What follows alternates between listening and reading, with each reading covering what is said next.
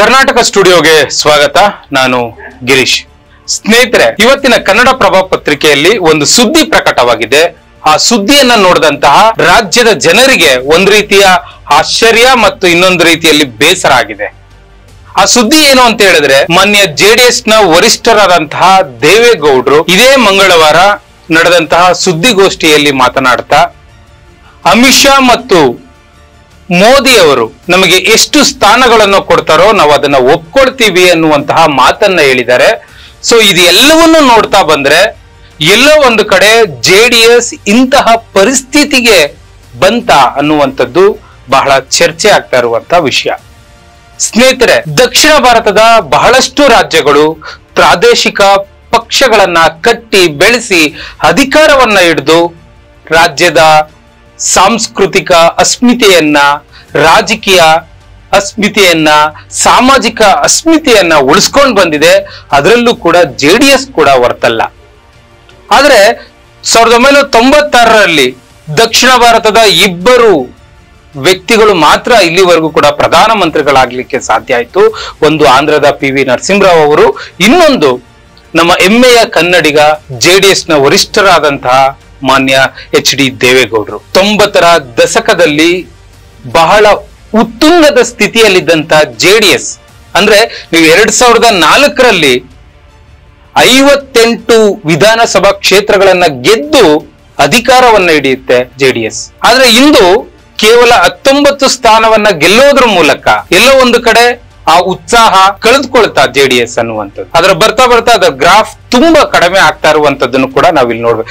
Lok Sabha election ಅಲ್ಲಿ ಕೇವಲ 1 ಸೀಟನ್ನ ಗೆದ್ದಿತ್ತು, ಅದು ಕೂಡ ಈಗ ಅಸಿಂಧುಗೊಳಿಸಲಾಗಿದೆ. ಜೊತೆಗೆ ರಾಜ್ಯಸಭೆಗೂ ಕೂಡ ಒಬ್ಬರು ಆಯ್ಕೆ ಆಗಿದ್ದಾರೆ, ಅದು ಮಾನ್ಯ ದೇವೇಗೌಡರು.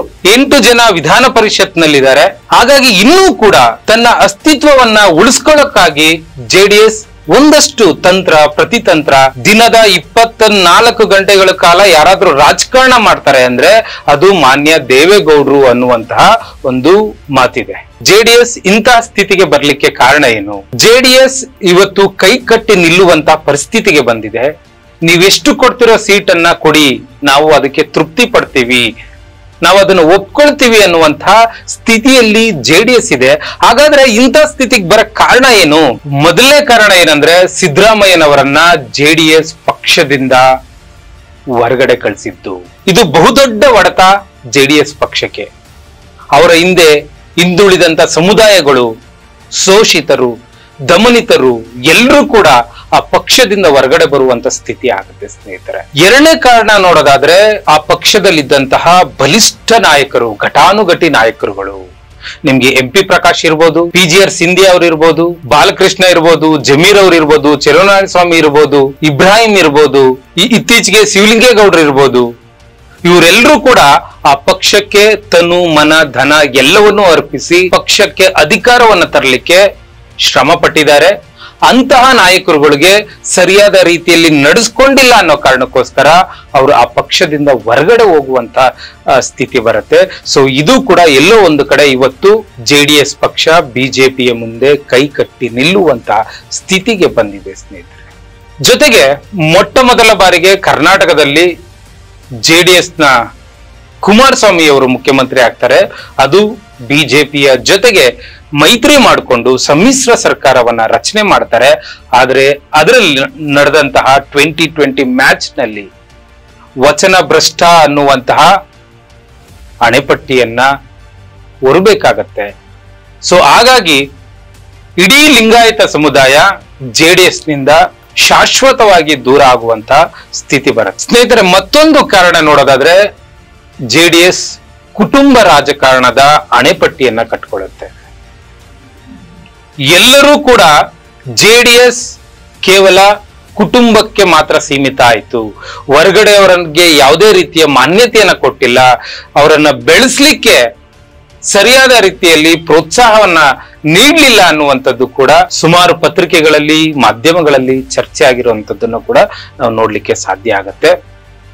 ಹಾಗಾಗಿನೇ ಕಳೆದ ವಿಧಾನಸಭೆ ಚುನಾವಣೆಯಲ್ಲಿ ಆ ಒಂದು ಕಳಂಕವನ್ನ ತೊಳಲಿಕ್ಕೋಸ್ಕರ, ಆ ಕಳಂಕದಿಂದ ದೂರ ಆಗ್ಲಿಕ್ಕೆ ಭವಾನಿ ರೇವಣ್ಣನವರಿಗೆ ಟಿಕೆಟ್ ಅನ್ನ ನಿರಾಕರಿಸಿದ್ದು. ಮತ್ತೊಂದು ಕಾರಣವನ್ನ ನಾವು ನೋಡೋದಾದ್ರೆ, ಒಕ್ಕಲಿಗರ ಪರ್ಯಾಯ ನಾಯಕರಾಗಿ ಡಿ ಕೆ ಶಿವಕುಮಾರ್ ಅವರು ಬೆಳೆದಂತದ್ದು. ಕೇವಲ ಒಕ್ಕಲಿಗರು ಅಂದ್ರೆ ಜೆಡಿಎಸ್ ಅಂದ್ರೆ ಮಾತ್ರ ಒಕ್ಕಲಿಗರು ರಾಜ್ಯದಲ್ಲಿದ್ದಂತಹ ಸ್ಥಿತಿ ಬ್ರೇಕ್ ಆಗಿದ್ದ ರೀತಿ. ಇವತ್ತು ಡಿ ಕೆ ಶಿವಕುಮಾರ್ ಅವರು ಒಕ್ಕಲಿಗರ ಒಂದು ಬಹುದೊಡ್ಡ ಶಕ್ತಿಯಾಗಿ ನಿಂತಿರುವುದು ಎಲ್ಲೋ ಒಂದು ಕಡೆ ಜೆಡಿಎಸ್ಗೆ ಇಂಥ ಸ್ಥಿತಿಗೆ ಕಾರಣ ಆಯ್ತು ಅಂತಾನೆ ಹೇಳ್ಬೋದು ಸ್ನೇಹಿತರೆ. ನಾವು ಕೊನೆಯದಾಗಿ ನೋಡೋದಾದ್ರೆ, ಜೆಡಿಎಸ್ ಮತ್ತು ಬಿಜೆಪಿಯ ಮೈತ್ರಿ ಏನಿದೆ, ಇದು ಎಲ್ಲೋ ಒಂದು ಕಡೆ ನಿಷ್ಠಾವಂತ ಜಾತ್ಯತೀತ ತತ್ವದ ಮೇಲೆ, ಸಿದ್ಧಾಂತದ ಮೇಲೆ ನಂಬಿಕೆ ಇಟ್ಟಂತಹ ಸಾವಿರಾರು ಕಾರ್ಯಕರ್ತರು ಇವತ್ತು ಜೆಡಿಎಸ್ ಇಂದ ದೂರ ಉಳಿಯುವಂತಹ ಸ್ಥಿತಿ ಬಂದಿದೆ. ಸೊ ಹಾಗಾಗಿ ಈ ಎಲ್ಲ ಕಾರಣಗಳು ಇವತ್ತು ಮಾನ್ಯ ಜೆಡಿಎಸ್ ನ ವರಿಷ್ಠರಾದಂತಹ ದೇವೇಗೌಡರು, ನೀವು ಕೊಟ್ಟಷ್ಟು ಕೊಡಿ, ನಾವು ಅದಕ್ಕೆ ತೃಪ್ತಿ ಪಡ್ತೀವಿ, ಅದನ್ನೇ ನಾವು ಒಪ್ಕೊಳ್ತೀವಿ ಅನ್ನುವಂತ ಸ್ಥಿತಿಲಿ ಬಂದು ನಿಂತಿದ್ದಾರೆ. ಅಂದ್ರೆ ರಾಜ್ಯದಲ್ಲಿ ಜೆಡಿಎಸ್ ಯಾವ ಸ್ಥಿತಿಯಲ್ಲಿದೆ? ಕಮೆಂಟ್ ಮಾಡಿ ಸ್ನೇಹಿತರೆ.